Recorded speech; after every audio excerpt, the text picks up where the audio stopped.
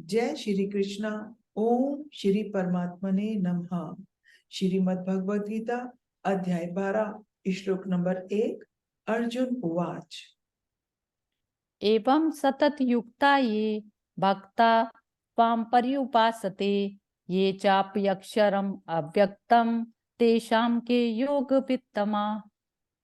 अर्जुन बोले, जो अनन्य प्रेमी भक्तजन पूर्वोक्त प्रकार से निरंतर आपके भजन ध्यान में लगे रहकर आप सद्गुण रूप परमेश्वर को और दूसरे जो केवल अविनाशी सच्चिदानंद घन निराकार ब्रह्म को ही अतिश्रेष्ठ भाव से भजते हैं, उन दोनों प्रकार के उपासकों में अति उत्तम योग वेता कौन है? श्री भगवान उवाच मय्यावेश्य मनो ये मां नित्ययुक्ता उपासते श्रद्धया पर्योपेता ते मे युक्ततमा मतः। श्री भगवान बोले, मुझ में मन को एकाग्र करके निरंतर मेरे भजन ध्यान में लगे हुए जो भक्तजन अतिशय श्रेष्ठ श्रद्धा से युक्त होकर मुझ सद्गुण रूप परमेश्वर को भजते हैं, वे मुझको योगियों में अति उत्तम योगी मान्य हैं। ये त्वा अक्षरं निर्देश्यम् अव्यक्तं पर्युपासते सर्वत्रगं चिन्तयं च कूटस्थम् अचलं ध्रुवं संनियम्य इन्द्रिये ग्रामं सर्वत्र संबुद्धया ते प्राप्नुवन्ति मामेव सर्वभूतहिते रताः। परंतु जो पुरुष इंद्रियों के समुदाय को भली प्रकार वश में करके मन बुद्धि से परे सर्वव्यापी अकथनीय स्वरूप और सदा एकरस रहने वाले नित्य अचल निराकार अविनाशी सच्चिदानंद घन ब्रह्म को निरंतर एकाकी भाव से ध्यान करते हुए भजते हैं, वे संपूर्ण भूतों के हित में रत और सब में समान भाव वाले योगी मुझको ही प्राप्त होते हैं।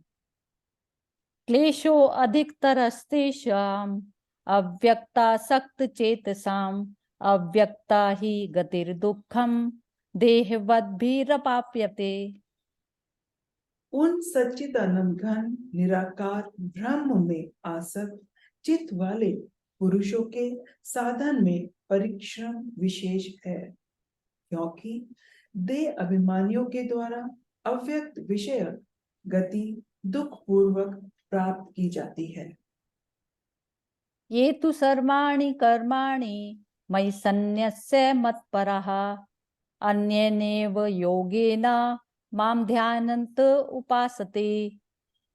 परंतु जो मेरे परायण रहने वाले भक्तजन संपूर्ण कर्मों को मुझ में अर्पण करके मुझ सगुण रूप परमेश्वर को ही अनन्य भक्ति योग से निरंतर चिंतन करते हुए भजते हैं। तेषामहं समुद्धर्ता मृत्यु संसार सागरात् भवामि न चिरात् पार्थ मय्यावेशित चेतसाम्।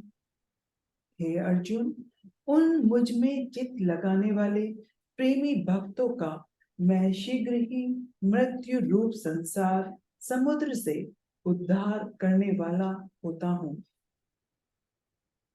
मय्येव मन आधत्स्व मयि बुद्धिं निवेशय निवसिष्यसि मय्येव अत ऊर्ध्वं न संशया। मुझ में मन को लगा और मुझ में ही बुद्धि को लगा, इसके उपरांत तू मुझ में ही निवास करेगा, इसमें कुछ भी संशय नहीं है। अच्चित्तं समाधातुं न शक्नोषि मयि स्थिरम् अभ्यास योगेन ततो मामिच्छाप्तुं धनंजय। यदि तू मन को मुझ में अचल स्थापन करने के लिए समर्थ नहीं है, तो हे अर्जुन, अभ्यास रूप योग के द्वारा मुझको प्राप्त होने के लिए इच्छा कर। अभ्यासे अप्यस्मर्थो असि मत कर्म परमो भवा मदर्थम अपि कर्माणि कुर्वन् सिद्धिं वाप्स्यसि। यदि तू उपर्युक्त अभ्यास में भी असमर्थ है तो केवल मेरे लिए कर्म करने के लिए ही परायण हो जा। इस प्रकार मेरे निमित्त कर्मों को करता हुआ भी मेरी प्राप्ति रूप सिद्धि को ही प्राप्त होगा।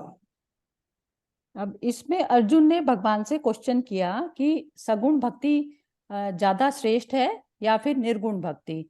तो भगवान ने बोला कि ये जो अहंकार से जो जनित भक्ति होती है उसमें निराकार भक्ति को लोग श्रेष्ठ मानते हैं, लेकिन तू सगुण भक्ति जो है वो मेरे लिए परम प्रिय है।